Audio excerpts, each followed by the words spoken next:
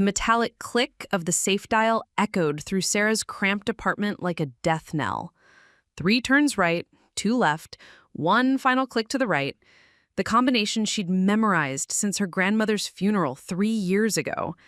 The heavy steel door swung open with its familiar groan, revealing the empty, velvet-lined interior that should have contained her entire future. Sarah's knees buckled.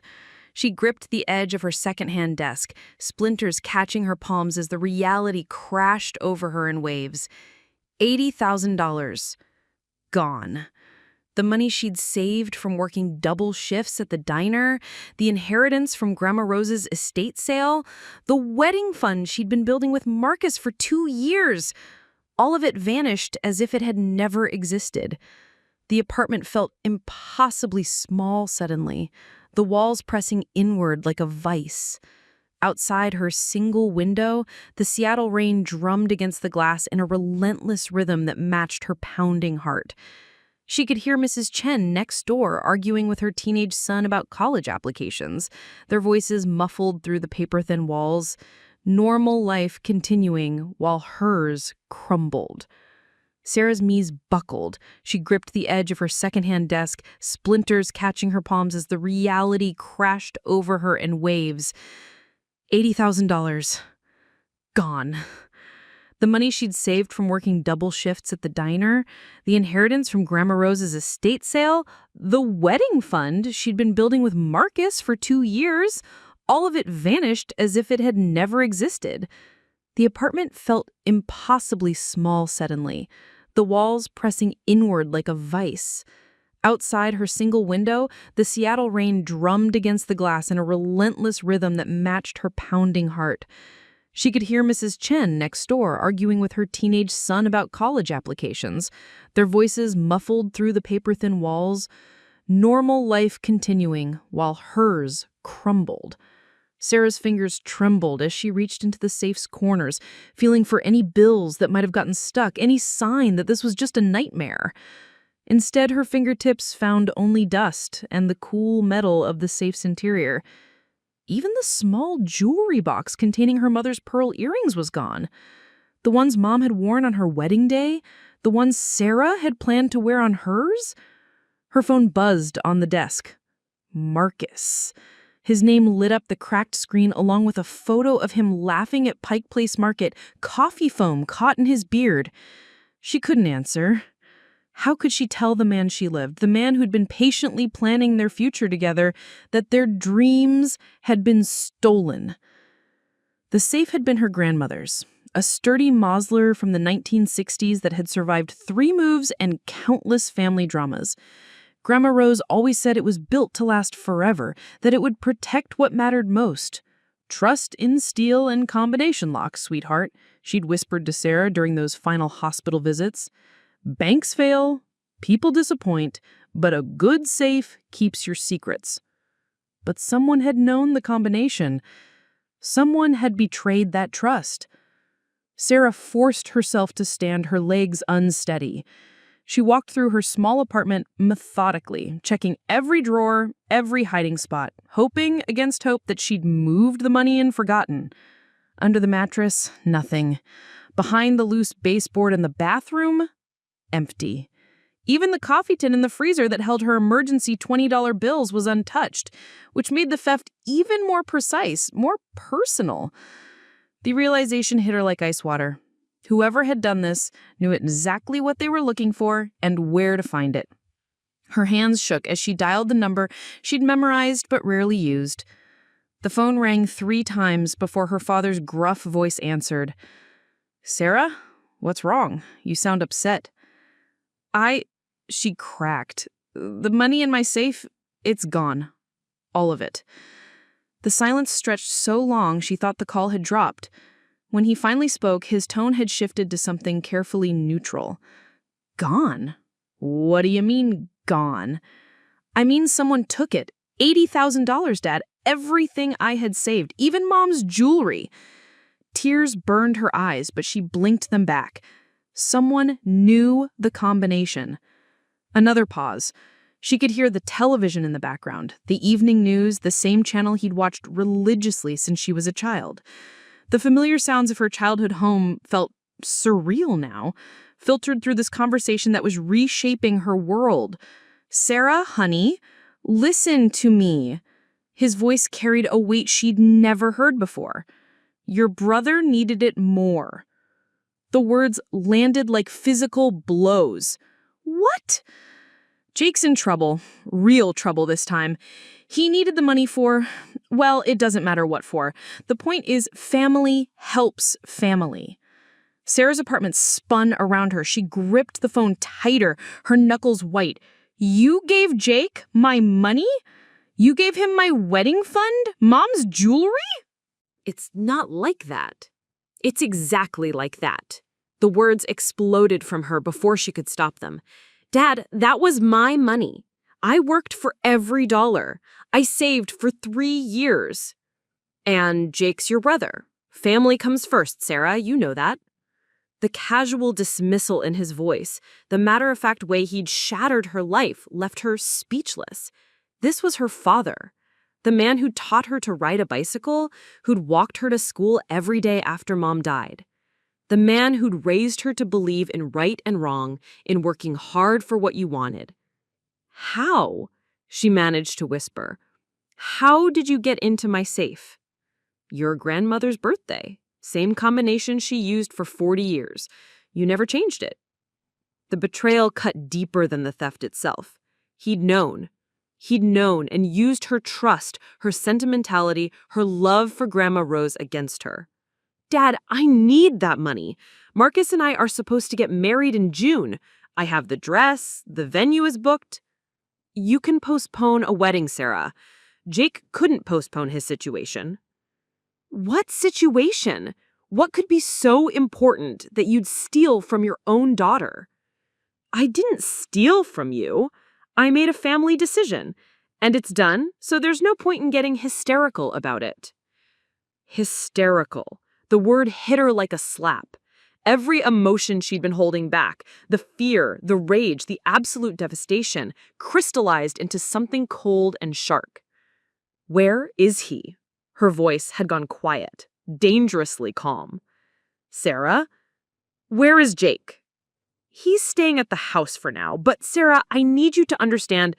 She hung up. The phone clattered onto the desk, and she stared at it as if it were a snake. Her father, her own father, had stolen her future and handed it to her brother like it was pocket change. The rain outside had intensified, turning the window into a watercolor wash of grays and blues. Sara touched the glass, its coolness seeping through her fingertips. Somewhere across the city, Jake was spending her money on whatever crisis had convinced their father that theft was justified. Somewhere else, Marcus was probably picking up dinner for them, humming to himself as he planned their weekend, unaware that their carefully constructed future had just collapsed. But first, she needed proof. She needed to see exactly what had happened and when. The bank where she'd made her deposits had security cameras. If Jake had been withdrawing her money, there would be evidence. Sara grabbed her jacket and keys. The combination lock on her safe still hung open, mocking her with its simplicity. Her grandmother's birthday. She'd never thought to change it because it had felt like keeping a piece of Rose alive. Now it felt like naivete. As she locked her apartment door behind her, one question burned in her mind. What could Jake have done that was worth destroying his sister's life to fix? Sara's car wouldn't start. Of course it wouldn't. The ancient Honda Civic coughed twice and died, leaving her sitting in the apartment building's parking garage with rain drumming concrete ceiling above. She pressed her forehead against the steering wheel, breathing in the familiar scent of vanilla air freshener and old upholstery that had comforted her through countless long days. This car had been her lifeline for the past 5 years. She'd bought it with her first paycheck from Rosie's Diner, a cash transaction with a sweet elderly man who'd knocked $200 off the price when she'd told him she was saving for college. College, another dream that felt impossibly distant now. She tried the ignition again, whispering the little prayer she'd developed over the years. "Come on, Betty, just one more time." The engine turned over with a reluctant wheeze, and Sara felt a small victory in the midst of her crumbling world. The drive to First National took her through the neighborhoods of her childhood, past the elementary school where she'd spent countless afternoons on the swings thinking about her mother, past the corner market where she'd bought penny candy with Jake when they'd still been allies instead of strangers, past the house where the Hendersons had lived before their divorce split the family in directions no one could have predicted. Every street held memories of the life she'd built carefully, methodically, after Mom's death. Sara was 14 when cancer took her mother, Jake only 12. Their father had struggled to hold the family together, working construction jobs that kept him away from home for weeks at a time. Sara had learned to be the responsible one, making sure Jake did his homework, keeping the house clean, stretching grocery money until Dad's next paycheck arrived. She'd gotten good at being the reliable daughter, the one who didn't cause problems, who didn't ask for things they couldn't afford, who'd worked her way through community college while living at home to help with expenses. Rosie Martinez had hired her on the spot 3 years ago, drawn to Sara's genuine smile and work ethic. "You've got kind eyes," Rosie had said that first day, tying an apron around Sara's waist. "Customers trust kind eyes. But more importantly, you look like someone who won't steal from the till or show up drunk on Sundays." The diner had become Sara's sanctuary. Located in a strip mall between a laundromat and a used bookstore, it wasn't much to look at from the outside. Inside, though, Rosie had created something magical. Red vinyl booths repaired with colorful patches, a jukebox that played everything from Patsy Cline to Prince, and the kind of coffee that people drove across town to drink. The walls were covered with Polaroid photos of regular customers, their children's artwork, and thank you notes from people Rosie had helped through hard times. Sara knew every crack in those vinyl booths, every stain on the checkered linoleum floor. She knew that Mr. Patterson came in every Tuesday for black coffee and wheat toast, no butter, and that he lost his wife 6 months ago but still ordered 2 coffees out of habit. She knew that the teenagers from the high school across the street pooled their lunch money for a single basket of fries, and Rosie always made sure the portion was extra large. She knew that the construction workers who came in before dawn preferred their eggs over easy and their coffee strong enough to strip paint. Each customer had become part of the routine that had given her life structure after the chaos of losing her mother. Wake up at 5, shower while the coffee brewed, grab a piece of toast, and drive to work by 6:30. Set up the coffee station, check the daily specials board, smile and pour coffee and listen to people's stories until the afternoon shift arrived. Then home to study, to save money, to plan for a future that had seemed so achievable until today. The bank's parking lot was nearly empty when she arrived. First National was one of those old-fashioned buildings with marble columns and brass fixtures that made every transaction feel significant. Sara had opened her account here when she was 16, proud to have her own checkbook and debit card. The tellers knew her by name, always asking about her wedding plans when she made deposits. Inside, the familiar hush of thick carpets and hushed voices felt different now. The security cameras mounted in every corner, which she had never paid attention to before, now seemed ominous and necessary. She approached the customer service desk where Janet Morrison, a woman who'd attended high school with her mother, looked up with genuine warmth. "Sara, honey, how are the wedding plans coming along? June is going to be here before you know it." The question hit like a physical blow. Sara had to grip the edge of the desk to steady herself. "Janet, I need to ask about something. About my account. There's been some unusual activity." Janet's expression shifted to professional concern. "Of course, dear. Let me pull up your account. Can you verify your social security number for me?" Sara rattled off the digits she'd memorized years ago, watching Janet's face as she scrolled through the screen. The woman's eyebrows drew together in confusion, then something that looked like sympathy. "Sara, I'm showing several large withdrawals over the past 2 weeks, all authorized with your PIN and identification. The most recent was yesterday morning for $12,000. "That wasn't me." Sara's voice sounded foreign to her own ears. "Someone's been using my account without permission. I need to see the security footage." Janet glanced around the nearly empty bank, then leaned closer. Honey, the person on the security cameras, it looks just like you. Same height, same hair color, same general build. They knew your PIN, had identification that passed our verification process. The implication hung in the air between them. Sara felt the blood drain from her face. It wasn't me, Janet. I swear to you, I haven't made any large withdrawals. Every penny in that account was for my wedding. I believe you, sweetheart. But the footage... She hesitated. Would you like me to call our security manager? He could walk you through what we have on file. 20 minutes later, Sara sat in a windowless office watching herself on a security monitor. Except it wasn't herself. Not exactly. The woman on the screen had her build, her hair length and color, even her style of dressing. But something was off. The way she held her shoulders, the confident stride that Sara had never possessed, the casual way she interacted with the teller. The identification she provided was perfect, explained Tom Richards, the security manager. Driver's license, account numbers, PIN code. She even knew personal details about your account history that would be nearly impossible for a stranger to obtain. Sara watched the footage from 3 different visits, her stomach turning. The woman looked enough like her to pass casual inspection, but Sara could see the differences now that she was looking. The nose was slightly different, the chin more pointed. The mannerisms were practiced, but not natural. This is identity theft, Sara said finally. Someone's been impersonating me. Tom nodded gravely. It appears that way. The question is how they obtained your personal information and identification documents. This level of detail suggests someone with intimate knowledge of your life and access to your personal documents. The words settled over Sara like a heavy blanket. Someone close to her had betrayed her trust so completely that they'd reconstructed her identity for theft. And given her father's casual admission about Jake needing the money, she had a terrible suspicion about who that someone might be. I need copies of this footage, Sara said, her voice stronger than she felt. And I need to file a police report. Of course.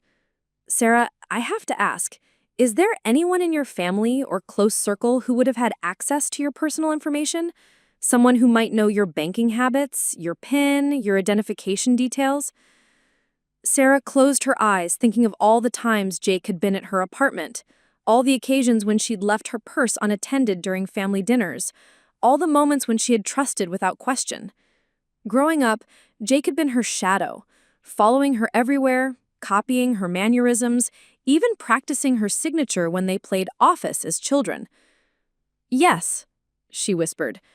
I think I know exactly who it was. The drive home took her past the diner where she'd be working tomorrow morning, serving coffee and scrambled eggs to customers who had no idea their cheerful waitress's world had just imploded. She thought about calling in sick, but she needed the income now more than ever.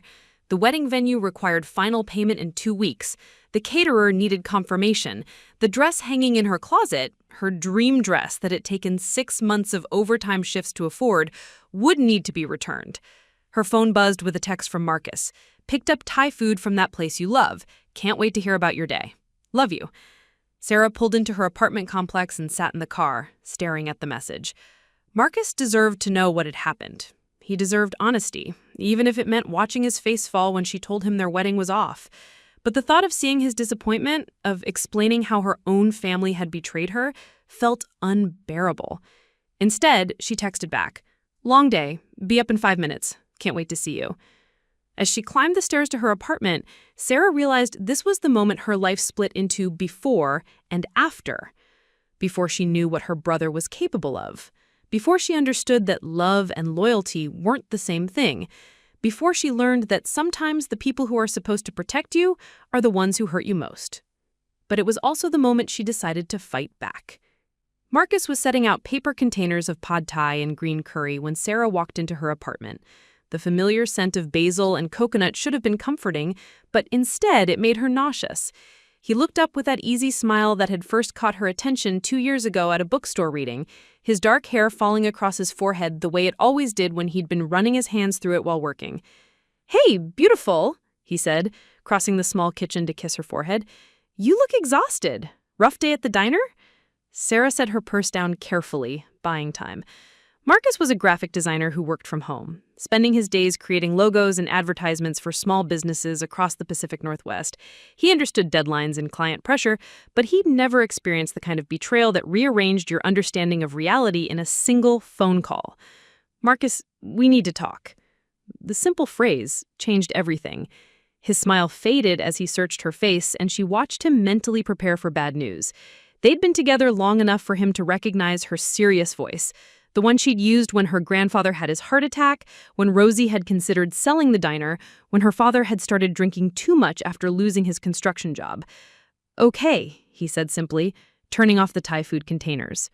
"Talk to me." Sara had rehearsed this conversation during the drive home, but now the words tangled in her throat.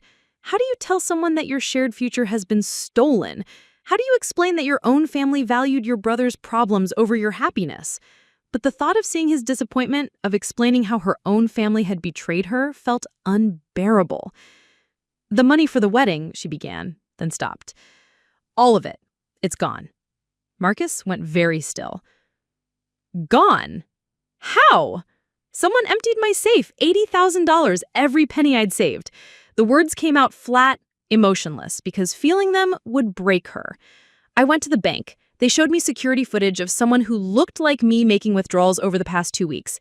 "Security footage of someone who looked like you?" Marcus's voice sharpened. "Sara, what exactly are you saying?" She told him everything. The empty safe, the call to her father, Jake's mysterious need for the money, the bank's surveillance videos showing her doppelganger. Marcus listened without interrupting, his expression growing more thunderous with each detail.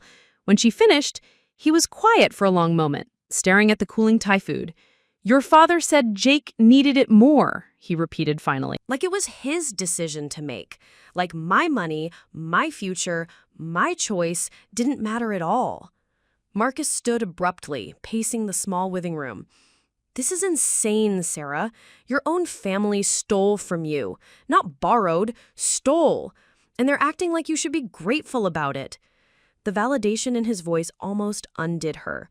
For hours she'd been questioning her own reaction, wondering if she was being selfish or dramatic. But Marcus's outrage confirmed what she'd known instinctively. This was wrong on every level. "What are we going to do about the wedding?" The question that had been haunting her finally escaped. Marcus stopped pacing and looked at her with such tenderness that tears she'd been holding back finally spilled over. "Hey," he said, kneeling in front of her chair, "we'll figure it out. The wedding can be postponed. We can have a smaller ceremony. We can elope to Vegas if we have to. What matters is that we're together. The venue wants final payment in 2 weeks. The caterer, the flowers, the photographer. Marcus, I put deposits on everything. I'll lose thousands even if we cancel. Then we'll figure out how to make the payments work. I have some savings." "No," Sara's voice was fierce. "No, you are not paying for our wedding with your savings because my family stole from me. That's not how this works." Marcus sat back on his heels, studying her face. After 2 years together, he knew when her stubbornness was really determination in disguise. "Okay, so what do you want to do?" "I want my money back. I want Jake to explain what was so important that he'd steal from his sister. And I want my father to admit that what he did was wrong." "And if they won't?" Sara thought about the security footage, about the woman who'd worn her face while dismantling her future. "Then I'll make sure everyone knows what kind of people they really are." The next morning at the diner, Sara's fake cheerfulness felt like a costume 2 sizes too small. She poured coffee and took orders and smiled at regular customers while her mind churned through plans and possibilities. Every tip left on every table was money she desperately needed now, each dollar a small step toward rebuilding what had been taken. "You're distracted today," observed Mrs. Chen, the elderly woman who came in every Wednesday for blueberry pancakes and black coffee. She was one of Sara's favorite customers, a retired teacher who always left a $20 tip on a $12 meal. "Something bothering you, honey?" Sara refilled her coffee cup, grateful for the genuine concern in the older woman's voice. "Family stuff, nothing I can't handle." Family's the hardest stuff to handle sometimes, Mrs. Chen said wisely. Blood relations think that gives them rights they haven't earned. Don't let anyone make you feel guilty for protecting yourself, even if they share your DNA. The words hit Sara like a revelation. She'd been so caught up in the shock of betrayal that she hadn't considered her father and Jake's assumption that family loyalty should flow only one direction, toward Jake, toward his needs, his problems, his solutions. When had she ever asked them to solve her problems? When had she ever demanded they sacrifice their futures for her benefit? Around noon, the lunch rush brought its usual chaos. Sara was juggling 4 tables and a difficult customer who'd sent back his eggs twice, when her phone buzzed with a text from an unknown number. "We need to talk. Meet me at Riverside Park at 7. Come alone. Jake." The message sent ice through her veins. Jake wanted to meet in person, which meant he was either ready to apologize and return my money, or he was preparing to justify what he'd done. Given their father's casual dismissal of her feelings, she suspected it wasn't the former. Sara showed the text to Marcus when she got home that evening. He read it twice, his jaw tightening. "You're not going alone," he said immediately.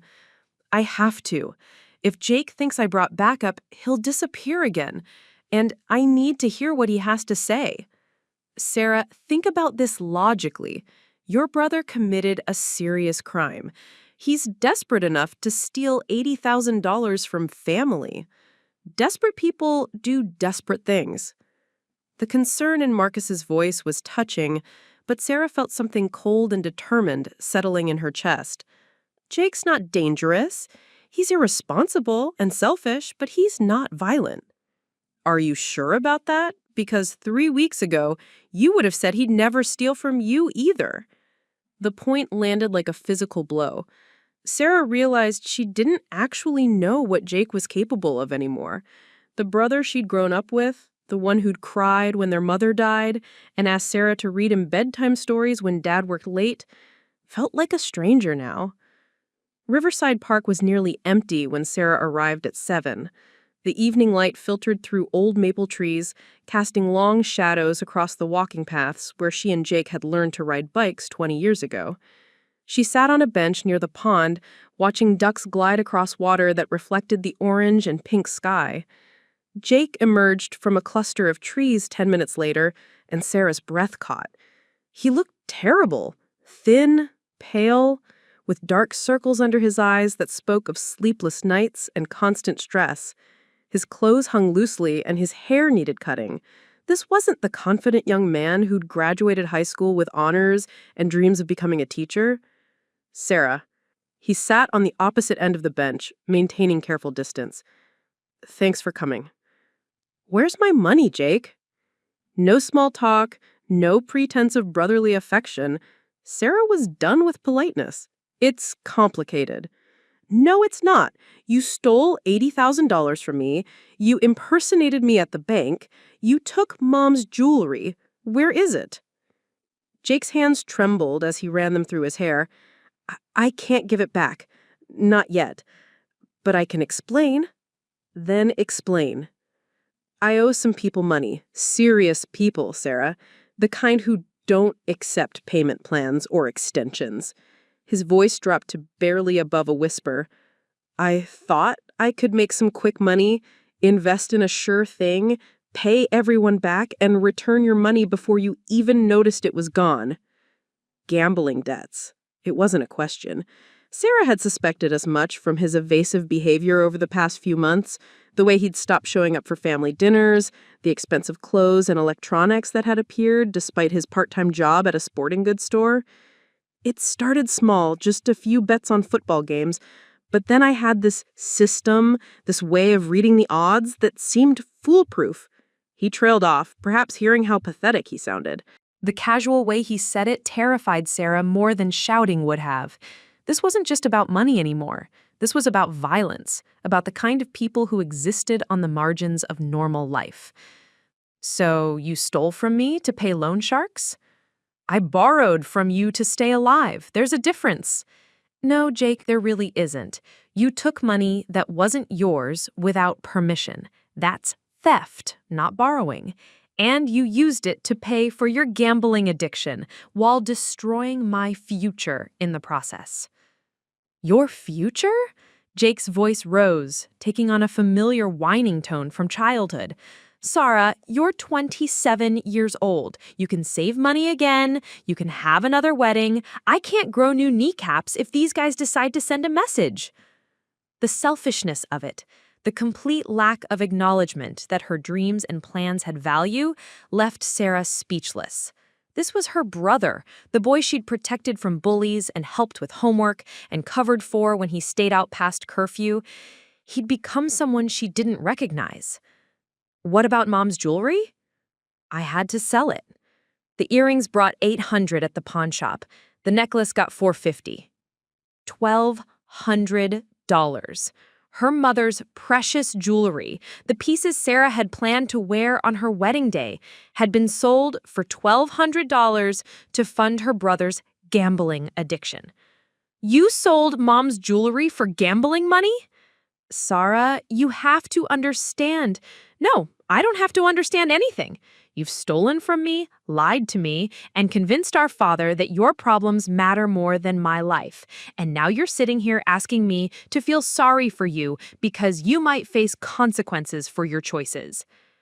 These aren't normal consequences, Sara. These people will hurt me. Good. The words surprised her as much as it did Jake. She'd never wished harm on anyone, especially not her brother. But sitting here listening to him justify destroying her future while playing the victim left something cold and angry unfurl in her chest. Sara, you want to know what normal consequences look like, Jake? Normal consequences are when the person you've wronged refuses to help you anymore. Normal consequences are when your family stops enabling your destructive behavior. Normal consequences are when you face the results of your choices alone. She turned to walk away, but Jake grabbed her arm. Sara, please. I know I messed up, but I'm still your brother. Family is supposed to stick together. Sara looked down at his hand on her arm, then up at his desperate face. You stopped being my brother the moment you decided your problems were more important than my life. Family is supposed to protect each other, not prey on each other. She pulled free and walked toward her car, leaving Jake alone on the bench. Behind her, she heard him call her name one more time, but she didn't turn around. The brother she'd loved was gone, replaced by a stranger who wore his face but not his heart. That night, Sara called the police. Detective Maria Santos was a small woman with sharp eyes and the kind of calm authority that came from years of dealing with people's worst moments. She listened to Sara's story without interruption, taking notes and occasionally asking for clarification. Identity theft is a serious crime, Detective Santos said when Sara finished, especially when it involves this amount of money and family relationships. The district attorney's office takes these cases very seriously. What happens next? We'll need the security footage from the bank, copies of your identification, and a detailed statement about your relationship with your brother and his access to your personal information. If we can prove he impersonated you to access your accounts, he could face felony charges. The words felt surreal. Sara was potentially sending her brother to prison. But as she thought about the empty safe, the canceled wedding plans, the months of work and sacrifice that had been stolen from her, she felt no regret. There's something else, Detective Santos said carefully. You mentioned loan sharks, people who threaten violence. If your brother is involved with organized crime, even peripherally, this case could become more complicated. Are you prepared for that? Sara thought about Marcus, about their postponed wedding, about the life they'd been building together. She thought about Mrs. Chen's words about protecting herself even from family. She thought about her mother's jewelry sitting in some stranger's collection because Jake had needed quick cash. Yes, she said firmly, I'm prepared for whatever comes next. Detective Santos smiled approvingly. Good, because in my experience, family members who steal from each other rarely stop with the first victim. By pressing charges, you might be protecting other people Jake could target in the future. As Sara drove home that night, she realized Detective Santos was right. Jake knew the personal details of several family members, had access to their homes and belongings during family gatherings. If he was desperate enough to steal from her, who else might be at risk? She pulled out her phone and began making calls. Aunt Marie, who'd always kept emergency cash in her bedroom dresser, Cousin David, who'd recently mentioned saving for a down payment on a house, Uncle Frank, who was proudly building a retirement fund. One by one, she warned them, and one by one, they began checking their own safes, their own accounts, their own valuable possessions. By midnight, Sara had uncovered a pattern that made her blood run cold. Jake hadn't just stolen from her, he'd been systematically robbing the entire family. The family meeting convened at their father's house on a gray Sunday morning that seemed to mirror everyone's mood. Sara arrived early, wanting to face the room from a position of strength rather than walking into accusations and defensiveness. The house felt smaller than she remembered, filled with the accumulated weight of secrets and lies. Aunt Marie was the first to arrive, clutching a manila folder of bank statements and looking older than her 52 years. Behind her came Uncle Frank and his wife Patricia, their usually cheerful faces grim. Cousin David pulled up just as Sara's father opened the front door, his expression carefully neutral in the way that had always preceded difficult conversations. "Sara," her father's greeting was formal, distant. "I hope you know what you're doing, calling everyone here like this." "I know exactly what I'm doing, Dad." She opened her own folder and pulled out the bank's security photos Detective Santos had provided. The images were clear enough to show the woman who'd impersonated her. Same height, same build, same hair color and style. But the differences were visible once you knew to look for them. "This person emptied my savings account over the course of 2 weeks," Sara said, passing the photos around. $80,000, plus they cleaned out my safe and sold our mother's jewelry. Aunt Marie studied the photo, frowning. "Sara, this looks just like you. How is this possible?" "Because Jake knows me well enough to coach someone on how to be me, my mannerisms, my banking habits, my personal details." Sara's voice was steady, matter of fact, but I started wondering, if he'd do this to me, who else might be at risk? Uncle Frank cleared his throat uncomfortably. "Sara, that's a serious accusation." "Uncle Frank, when's the last time you checked your savings account, the one you've been building for retirement?" The color drained from Frank's face. "How do you know about—" "Because Jake mentioned it at Christmas dinner. He was very interested in how much you'd saved, where you banked, whether you used online banking." Sara watched understanding dawn on her uncle's face. "When did you last check your balance?" Frank fumbled for his phone with shaking hands. His wife Patricia leaned over as he accessed his banking app, and Sara watched both their faces crumble simultaneously. $12,000, Frank whispered. $12,000 gone over the past month. He looked up at Sara with devastation in his eyes. "But how? I never gave anyone my information." "You didn't have to. Jake's been to your house dozens of times for family dinners. He's seen where you keep your wallet, your bills, your personal information. And he's observant enough to figure out the rest." Cousin David was already checking his phone. "Oh, God," he muttered. "Oh, God, oh, God. $5,000 from my house fund. I thought it was a banking error." "Marie?" Sara's voice was gentle but insistent. Her aunt was crying now, clutching the bank statements she'd brought. $7,000 from my emergency fund, the money I'd saved in case something happened to my job." She looked around the room with bewildered anger. How could he do this? How could Jake steal from his own family? Sara's father had been silent through these revelations, his face growing paler with each confession. Now he spoke, his voice hoarse.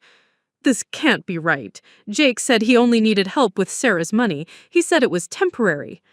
"Dad," Sara's voice cut through his denial like a blade, "Jake has stolen over $100,000 from this family. He's been systematically robbing all of us, while we trusted him, while we welcomed him into our homes, while we treated him like family."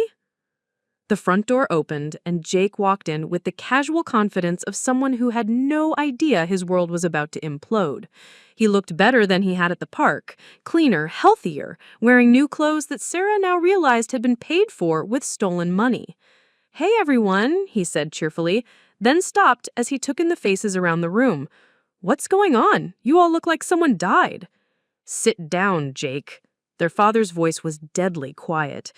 Jake's smile faltered as he noticed the bank statements, the photos, the phones displaying depleted accounts. He sat slowly on the edge of the recliner, suddenly looking very young and very trapped. "We know," Sara said simply. "All of it. Every family member you've stolen from, every lie you've told, every time you've betrayed our trust. Sara, I can explain. Explain this." Uncle Frank thrust his phone toward Jake, showing the missing $12,000. "Explain how my retirement savings disappeared when only family knew about that account. And this," David held up his own phone, "my house fund, gone. My emergency money," Aunt Marie whispered. "The money I saved for my cancer treatments if it comes back. You took my cancer money." That last accusation hit Jake like a physical blow. Aunt Marie was a breast cancer survivor, and everyone in the family knew she lived with the constant fear of recurrence. The money she'd saved was her lifeline, her protection against a future that might require expensive treatments her insurance wouldn't cover. "Aunt Marie, I didn't know." "You didn't know because you didn't care." Sara's voice was ice cold. "You saw money and you took it, regardless of what it meant to the people you stole from." Jake's composure finally cracked. "You don't understand the pressure I was under. These people, they were going to hurt me, really hurt me. I needed money fast, and I couldn't get a loan anywhere else." "So you stole from cancer patients?" Patricia, Uncle Frank's wife, had found her voice. She was shaking with rage. "You stole from your sister's wedding fund? From your uncle's retirement? From your cousin's future?" "I was going to pay it all back. I had a plan." "Your plan was to steal more money to cover your gambling debts. That's not paying anyone back, Jake. That's making more victims." Their father had been silent through this exchange, but now he stood up slowly. Sara watched as 27 years of parenting Jake, the excuses, the bailouts, the second chances, collapsed into understanding. "How much do you still owe?" he asked quietly. "Dad, I don't think—" "How much?" Jake's voice was barely audible. 67,000. The number hung in the room like a toxic cloud. He'd stolen over $100,000 from his family and still owed more than half of his original debt. "Where's the rest?" Sara demanded. "If you owe 67 and stole over 100, where's the other 33,000? Jake's silence was answer enough. He'd gambled it away, lost it trying to win back what he'd already stolen, trapped in the same destructive cycle that had created the problem in the first place. "I want to know how," Uncle Frank said, his voice shaking with controlled fury. "I want to know exactly how you got into my accounts, my house, my personal information." "The Christmas dinner," he began reluctantly. "I listened when you talked about your accounts. I watched where you put your wallets, your purses. I memorized details, and then when I needed access—" He shrugged helplessly. "It wasn't hard. People don't protect themselves from family." The casual way he described violating their trust, the matter-of-fact tone as he outlined his systematic betrayal, seemed to shock everyone into silence. "You planned this?" Aunt Marie whispered. "At Christmas, while we were celebrating together, you were planning to rob us?" "I wasn't planning anything at Christmas. I didn't owe money then. But when the situation got bad, I remembered things, and I knew where I could get help." "Help?" David's voice cracked. "You call theft help?" Sara pulled out another set of documents. The police report, the detective's card, the formal charges that had been filed. "Jake, you're not just facing family disappointment anymore. You're facing criminal charges. Identity theft, fraud, grand larceny. Detective Santos estimates you'll get 5 to 10 years if convicted." The blood drained from Jake's face. "Sara, you called the police? On your own brother?" "I called the police on a criminal who happens to share my DNA." Their father stood up abruptly. "Everyone needs to leave, now. I need to think about this." "Dad," Sara started. "Now, Sara, all of you. Jake, you stay." As the family filed out, Sara heard her father's voice through the closing door. 27 years! 27 years I've been making excuses for you, bailing you out, telling people you'd change. And this is what it's led to. Outside, on the front porch, the family clustered together like survivors of a natural disaster. The neighborhood looked the same as always. Neat lawns, familiar houses, the normal rhythms of suburban Sunday morning. But everything felt different now, viewed through the lens of betrayal and broken trust. "What happens now?" Cousin David asked. "Now we file our own police reports. Each of us. Individual charges for each theft. Jake needs to face the full consequences of what he's done." "He's still family," Aunt Marie said softly, but without conviction. "Family doesn't steal your cancer money," Patricia replied bluntly. "Family doesn't plan your financial destruction over Christmas dinner." Uncle Frank put his arm around his wife. "Sarah's right. This stops now. If we don't hold him accountable, who will he target next? How many more people will he hurt?" As if summoned by their conversation, Detective Santos pulled up in an unmarked car. Sara had called her the night before, warning her about the family meeting and the likelihood of discovering additional victims. "Ms. Parker," Detective Santos said, "I take it the family meeting revealed some information?" Over $100,000 stolen from 5 different family members, all following the same pattern. Intimate knowledge of personal information, systematic theft over time, identity fraud. Whistled softly. This moves Jake's case into a different category entirely. We're looking at organized criminal activity now. Multiple felonies across different victims. The district attorney will want to prosecute this as a major financial crime. Through the window of the house, they could hear raised voices, their father and Jake arguing. 27 years of family dysfunction finally exploding into the open. That's a legitimate concern, Detective Santos admitted, but Jake created the situation through his own choices. Our job is to prosecute the crimes he committed, not to protect him from the consequences of his other illegal activities. The front door slammed open and Jake stormed out, his face flushed with anger and desperation. He stopped short when he saw Detective Santos, and Sara watched the last of his composure evaporate. "You told them everything," he said to Sara, his voice containing a mixture of betrayal and disbelief. "I told them the truth, something you should have done months ago." Jake looked around at the circle of family members, people who had loved him, supported him, welcomed him into their lives and homes. Now their faces showed nothing but disappointment and resolve. "This is what family means to you?" he asked, gesturing toward Detective Santos. "Calling the police on your own brother?" "This is what family means to me," Sara replied, gesturing toward Aunt Marie, Uncle Frank, Cousin David, and the others. "Protecting the people who've been victimized, stopping someone who's hurting innocent people, making sure no one else gets robbed by someone they trust." Detective Santos stepped forward. "Jake Parker, you're under arrest for multiple counts of identity theft, fraud, and grand larceny." As she read him his rights, Sara watched her brother's face cycle through denial, anger, and finally a kind of hollow acceptance. The neighborhood that had seemed so normal 20 minutes ago now buzzed with activity. Neighbors peered from windows as Jake was placed in the back of the police car. Mrs. Henderson from across the street approached Sara with concern. "Honey, is everything all right? Is your family okay?" Sara looked at the scattered remains of her family, her father standing alone on the porch looking 20 years older, her relatives clutching bank statements in broken trust, her brother being driven away in handcuffs. "We will be," she said finally. "It's going to take time, but we will be okay." As the police car disappeared around the corner, Sara realized this was both an ending and a beginning. The family she'd grown up in was gone, destroyed by lies and betrayal and misplaced loyalty.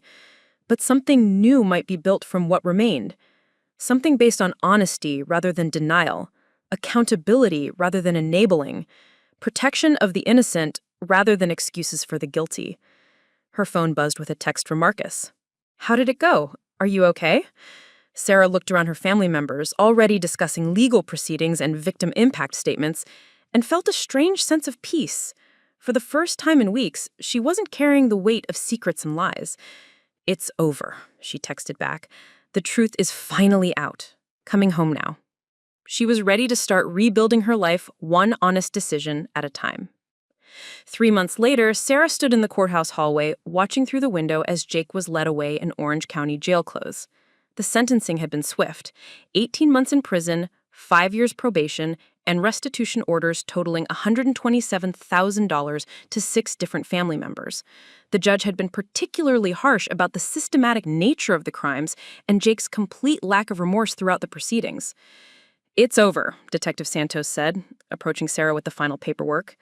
"The restitution orders are in place, though I have to be honest, recovering the money will be difficult. Your brother has no assets, no stable employment history, and no clear way to generate that kind of income upon release." Sara nodded, having expected as much. The money was gone, likely forever, but that wasn't what mattered anymore. What mattered was that Jake could never again use family trust as a weapon against innocent people. Marcus took her hand as they walked toward the courthouse exit. "How do you feel?" "Lighter," Sara said, surprising herself with the truth of it. "For 3 months, I've been carrying around all this anger and betrayal. Now it belongs to the justice system, not to me." Outside, the January air was crisp and clean, carrying the promise of snow. Seattle's courthouse district bustled with normal life, people hurrying to work, vendors selling coffee and newspapers, the rhythm of a city that moved forward regardless of individual dramas. Her phone rang. Rosie from the diner. "Mija, how did it go?" "He got 18 months. It's finished, Rosie." "Good. That boy needed to face consequences. Now you come in tomorrow ready to work because I have news." Sara smiled, despite everything.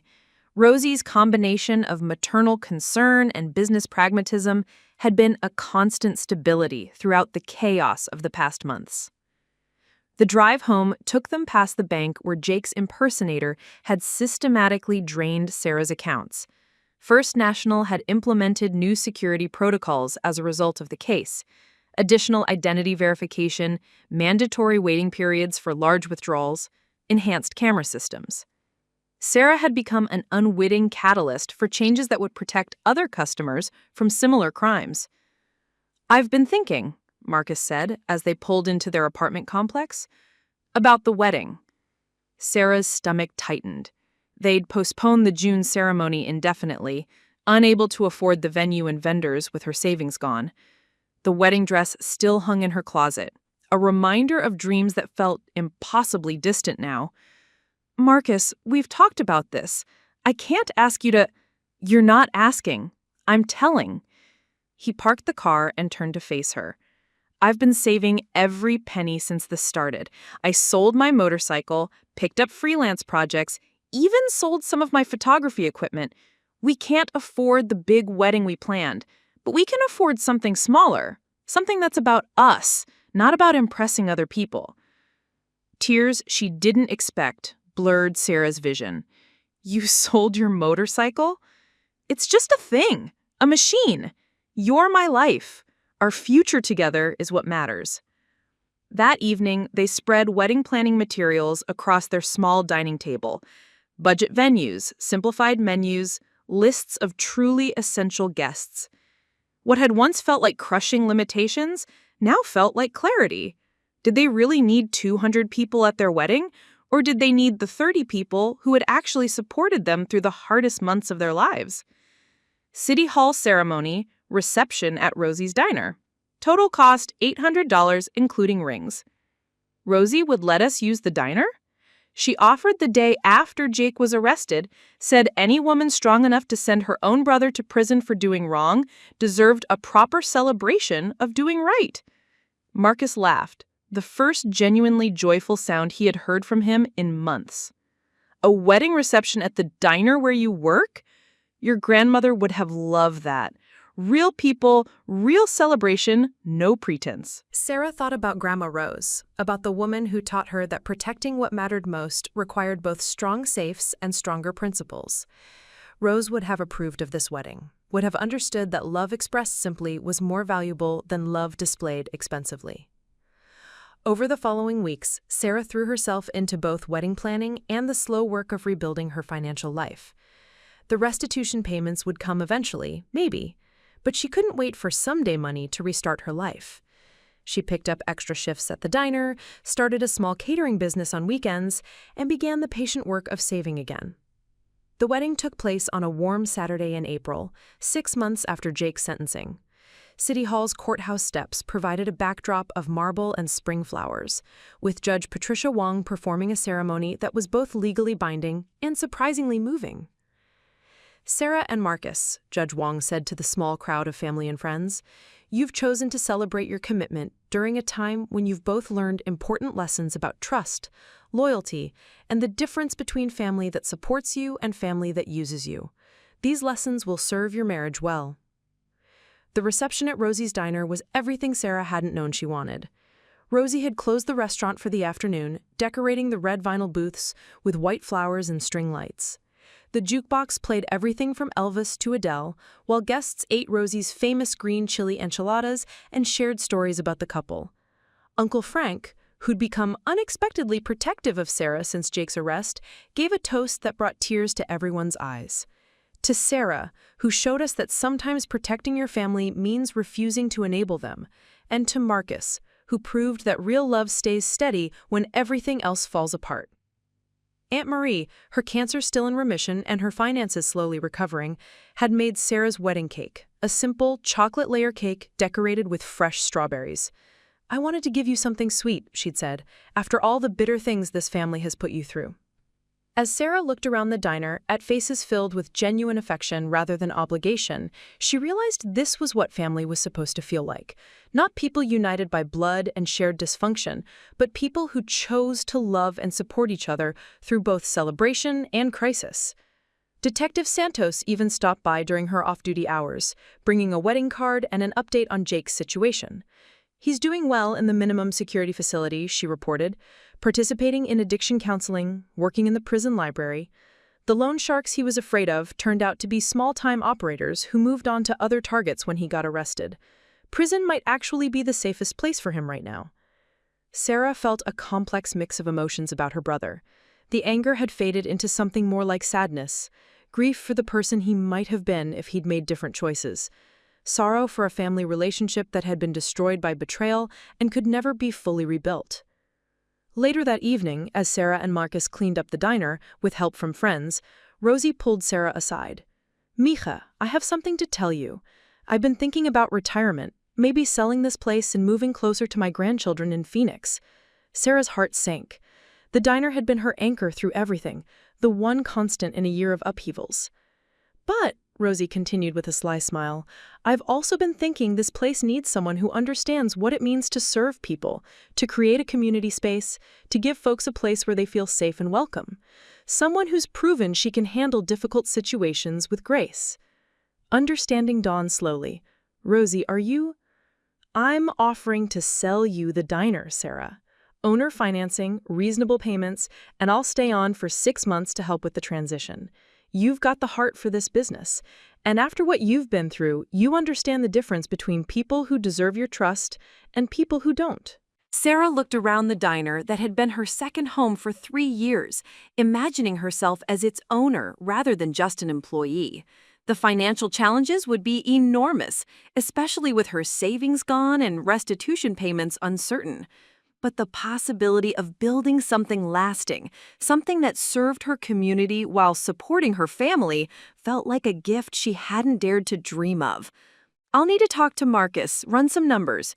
"Of course, take your time. The offer will be here when you're ready." That night, Sara and Marcus sat in their small apartment, surrounded by wedding gifts and legal documents and business plans, talking until sunrise about risks and dreams and the kind of life they wanted to build together. "It's a huge gamble," Marcus said honestly, "taking on that much debt, especially when we're still recovering from Jake's theft." "Everything worthwhile is a gamble," Sara replied.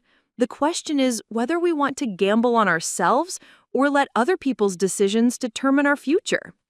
By summer, Sara owned Parker's Diner. She'd kept the name Rosie's for the regulars, but legally, it was hers. Marcus had moved his graphic design business into the small office above the restaurant, creating a workspace that allowed him to be present for both his clients and his wife. The transition hadn't been smooth. Sara discovered problems Rosie hadn't mentioned: an aging refrigeration system, a lease that needed renegotiation, supplier relationships that required careful management. But she also discovered she had a natural talent for the business side of restaurant ownership, a gift for managing both people and processes that surprised everyone, including herself.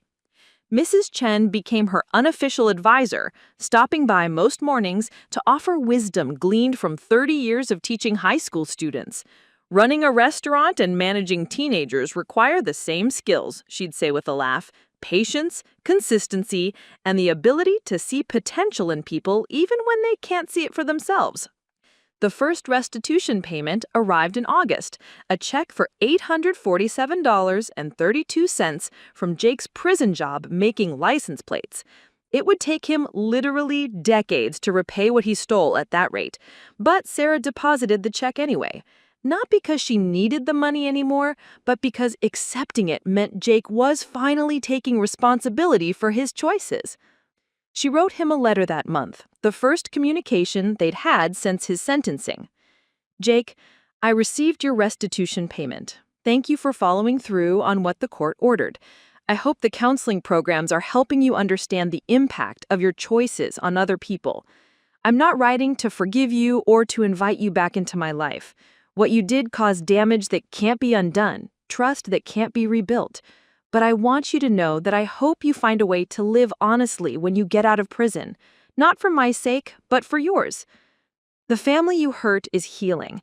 We're learning to trust again, to support each other in healthy ways, to distinguish between helping someone and enabling their destructive behavior.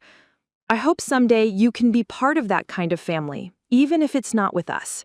Take care of yourself, Sara." She never expected a reply and didn't receive one, but writing the letter helped her close a chapter of her life that had been defined by other people's choices and betrayals. Fall brought new challenges and opportunities. The diner's reputation grew as word spread about Sara's management style and the community atmosphere she'd cultivated. Local business owners started holding informal meetings in the back booth. The high school across the street began sending students over for job training. A food blogger from Seattle Magazine wrote a review calling Parker's Diner a rare, authentic community space in an increasingly corporate food landscape. Marcus surprised Sara in November by proposing they expand into catering, using his marketing skills to build that side of the business. "You're already cooking for twice as many people as Rosie ever served," he pointed out. "Why not make it official and charge appropriately?" By December, they were booking catering jobs for office parties and family celebrations, building a client base that appreciated both Sara's cooking and her story of resilience. People wanted to support a business owner who'd overcome betrayal to build something positive for her community. The first anniversary of Jake's sentencing arrived on a cold January morning that felt like redemption itself. Sara stood in her diner before opening, coffee brewing and the early morning light filtering through windows she'd recently had professionally cleaned. The space looked different now, brighter, more purposeful, filled with the quiet confidence that comes from surviving the worst and choosing to build something better. Marcus emerged from the office upstairs, carrying his laptop and wearing the satisfied expression of someone who just landed a major client. "The Peterson Group wants us to cater their quarterly meeting for 50 people, he announced, kissing Sara's cheek, "and they specifically requested that we tell our story as part of the presentation. They want their employees to hear about resilience and family businesses." Sara smiled, remembering when the idea of telling their story had felt impossible, too raw and shameful to share. Now it had become something different, not a tale of victimization, but a blueprint for recovery. They'd spoken at business conferences, women's groups, and community colleges about financial abuse, family boundaries, and the difference between helping and enabling. Did you tell them about the scholarship program? Sarah asked, tying her apron around her waist with the practiced efficiency of someone who'd found her calling. That's the other news. The City Council approved our application. Parker's Diner will officially partner with Seattle Community College to provide culinary scholarships for students from troubled families. $5,000 a year for the next 5 years, funded entirely by our catering profits. The scholarship program had been Sarah's idea, born from late-night conversations with Marcus about how to turn their painful experience into something that helped others. Too many young people grew up in families where financial abuse was normalized, where boundaries were seen as betrayal, where speaking truth was treated as disloyalty. The scholarships would specifically target students who'd been victims of family financial crimes, giving them a path toward independence and career stability. Mrs. Chen pushed through the front door at exactly 7 a.m., her punctuality as reliable as sunrise itself. At 73, she'd become Sarah's unofficial business advisor and closest friend, offering wisdom that came from decades of teaching difficult teenagers and managing her own family's challenges. "Morning, dear. The usual?" Sarah called, already pouring coffee into the blue ceramic mug Mrs. Chen preferred. "Actually, I have news today." Mrs. Chen settled into her regular booth, the one with the best view of both the kitchen and the street. "My grandson called last night. He's been accepted into the culinary program at Seattle Community College." Sarah paused, coffee pot in hand. Mrs. Chen's grandson, David, had been struggling since dropping out of high school, caught in a cycle of bad decisions and worse friends that reminded Sarah painfully of Jake's early warning signs. "That's wonderful news. Is he interested in the scholarship program?" "That's what I wanted to talk to you about." Mrs. Chen's expression grew serious. "David's been stealing from me. Small amounts at first, $20 here, $50 there. Last week I discovered he'd taken $300 from my grocery money jar." The admission hung between them, carrying the weight of betrayal and disappointment that Sarah recognized intimately. She slid into the booth across from Mrs. Chen, the coffee pot forgotten. "What are you going to do?" "What you did. Set boundaries, make him face consequences, help him understand the difference between family loyalty and family enabling." Mrs. Chen's voice was steady, but Sarah could see the pain beneath the resolve. "I called the college yesterday. If David wants that scholarship, he has to earn it by making amends for what he's taken and completing a financial responsibility course. No more free money without accountability." Sarah felt a familiar surge of protective anger on behalf of another family member being stolen from, but also something new. Pride in watching someone else choose strength over denial. Mrs. Chen had learned from Sarah's example, had seen that setting boundaries wasn't cruelty, but love in its most honest form. "How can I help?" "Let him work here. Minimum wage, strict schedules, complete accountability for every penny he handles. If he can prove himself trustworthy in small things, maybe he can handle the big opportunity of college." Mrs. Chen smiled sadly. "And if he can't, better to find out now than after he's wasted the scholarship money." The bell above the door chimed as Uncle Frank entered, followed by Aunt Marie and Cousin David. Not Mrs. Chen's grandson, but Sarah's cousin, who'd lost his house fund to Jake's theft. The three of them had become regular since the trial, finding comfort in Sarah's story and strength in their shared experience of recovery. "The Monday Morning Survivors Club," Marcus called out cheerfully, a nickname that had stuck after the first few awkward post-trial family gatherings. What had started as obligation had evolved into genuine support, a chosen family built on honesty rather than blood relations. Uncle Frank had aged visibly in the past year, his retirement delayed while he rebuilt his savings, but his relationship with Sarah had deepened in ways that surprised them both. Without the drama of enabling Jake's behavior, Frank had discovered he actually enjoyed his niece's company, respected her business acumen, and found peace in supporting her success rather than cleaning up Jake's failures. "How's the catering business?" Aunt Marie asked, settling into the booth behind Mrs. Chen.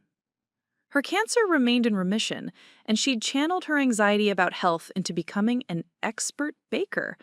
supplying Sarah's diner with desserts that had become locally famous.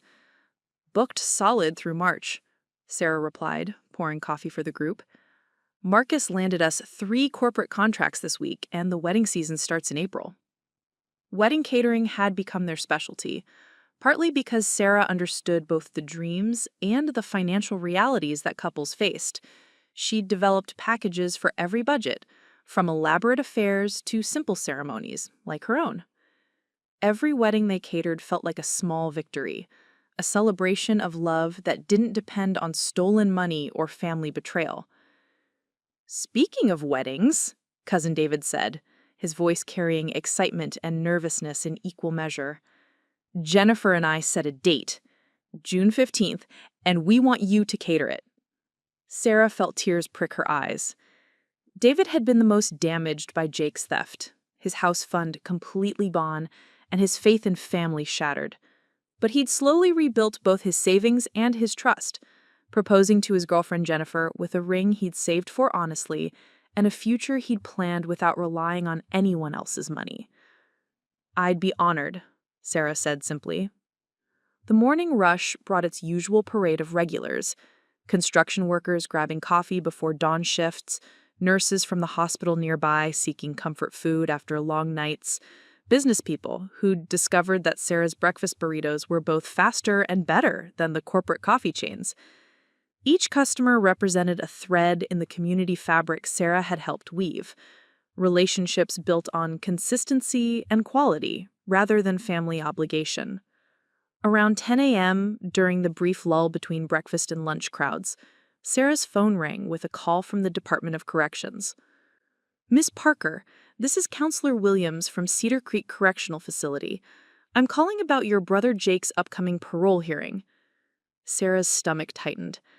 Jake had served 14 months of his 18-month sentence, earning early release consideration for good behavior and program participation.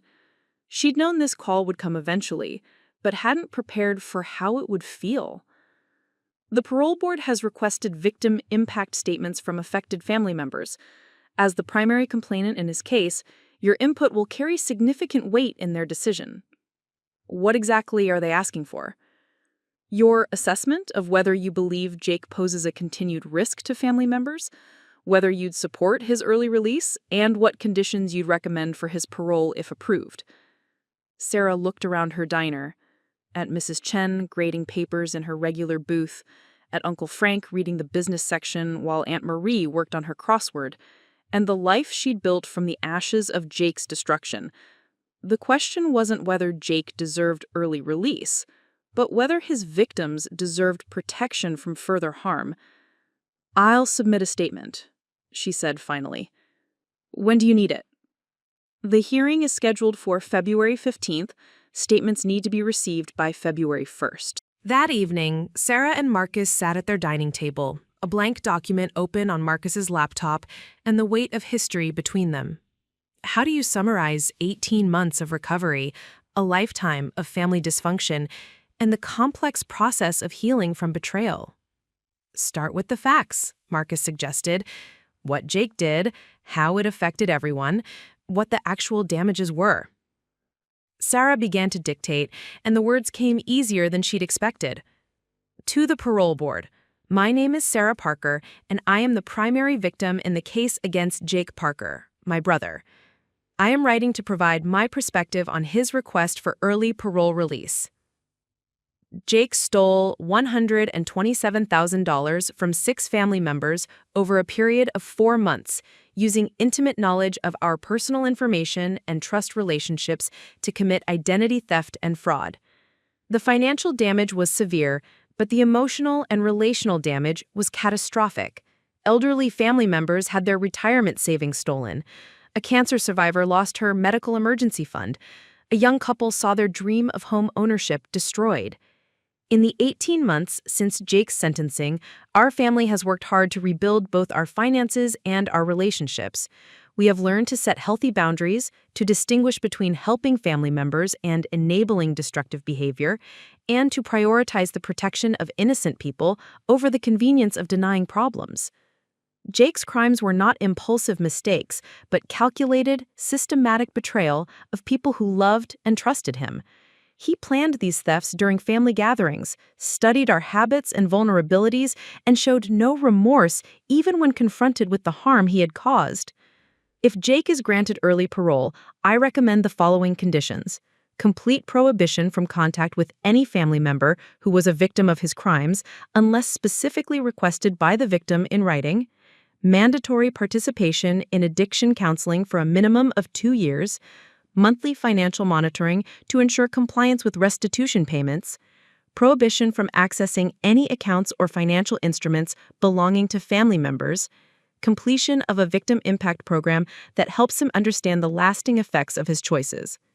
I do not oppose Jake's eventual reintegration into society, but I believe early release should be earned through demonstrated understanding of the harm he caused and concrete steps toward making amends.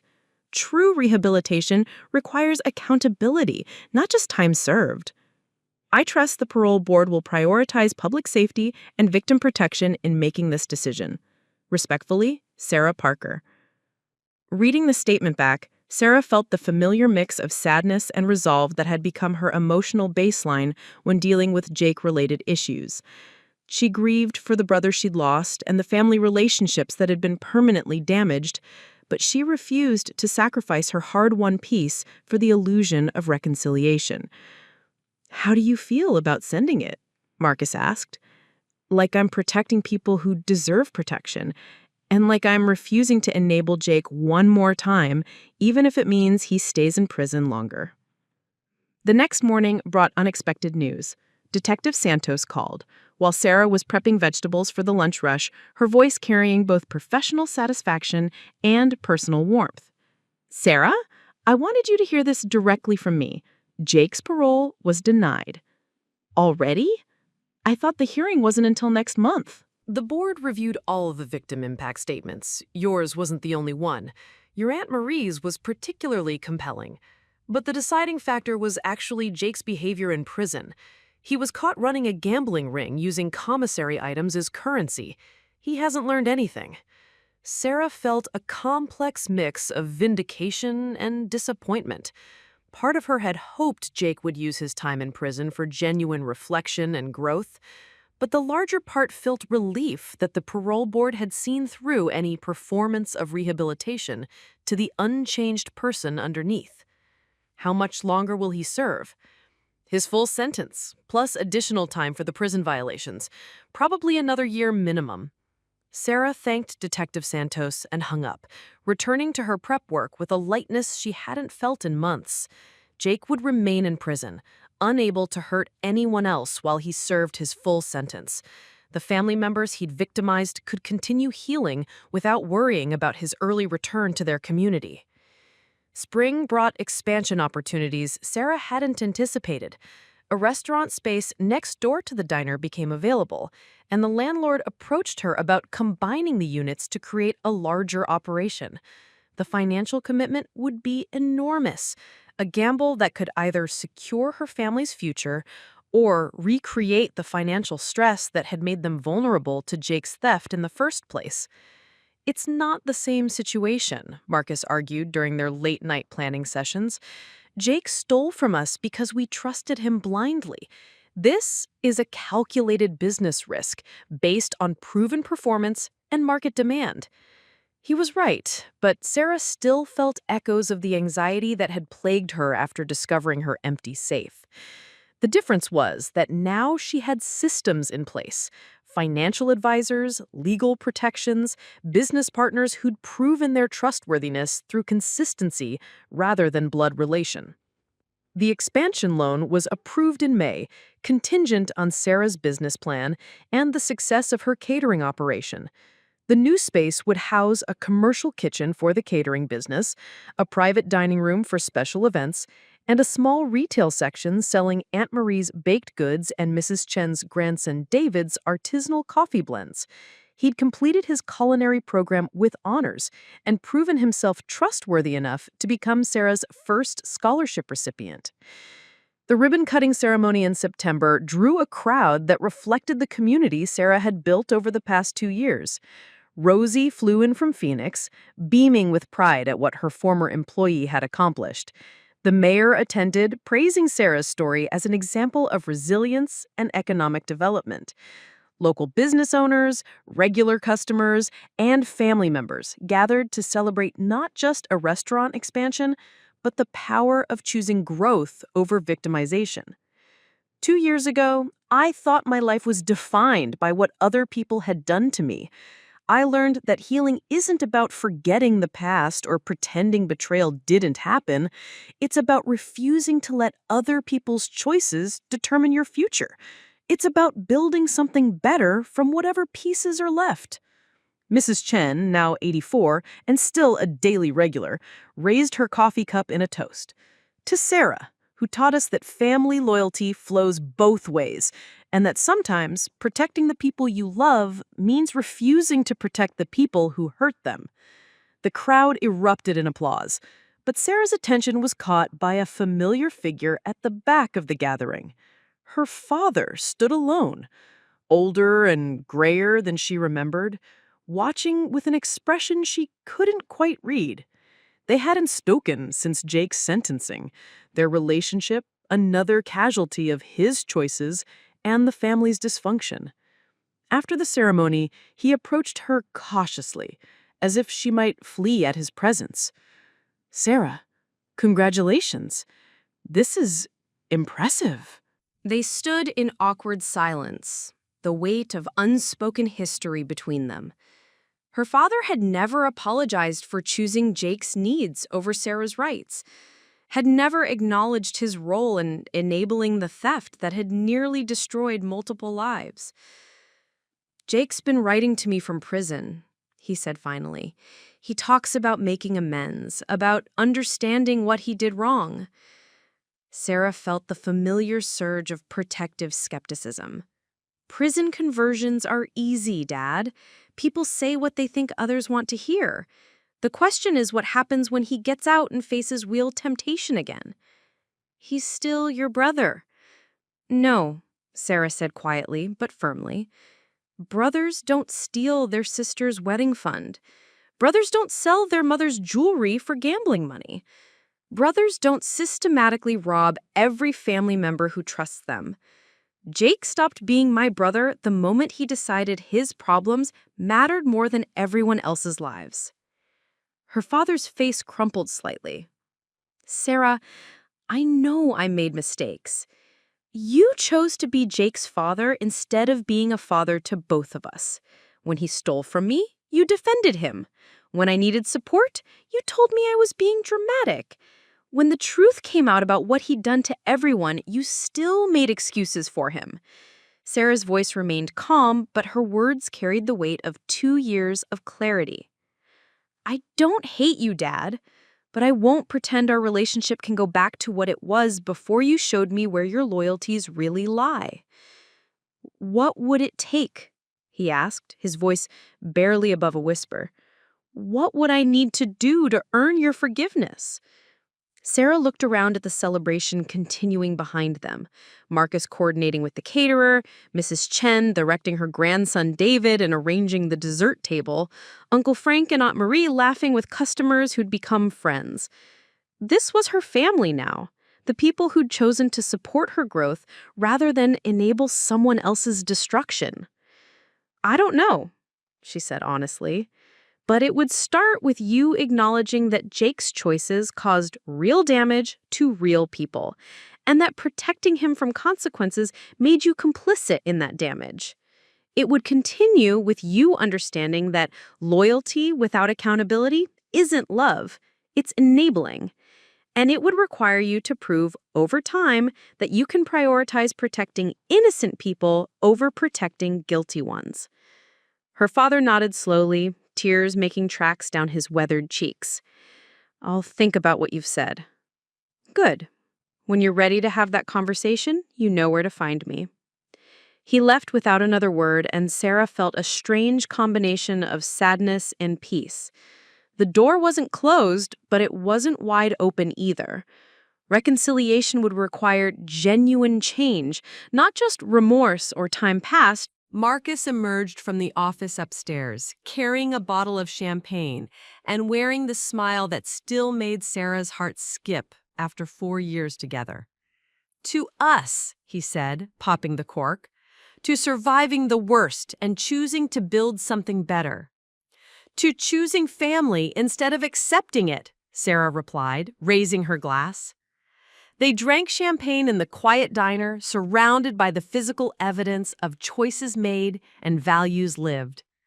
Outside, Seattle's winter rain drummed against windows that reflected their faces back to them, older, wiser, stronger than the people they'd been when Jake's betrayal had nearly destroyed their future. Sarah's phone buzzed with a text from Mrs. Chen. "Saw the evening news story about your expansion. So proud of you, dear. See you Monday morning for the usual." Then one from Uncle Frank. "Marie's making your favorite apple pie for Sunday dinner. Will you and Marcus join us?" Then one from David, not Mrs. Chen's grandson, but Sarah's cousin. "Jennifer wants to know if you're available to cater her sister's wedding in March. I told her you're booked solid, but family gets priority."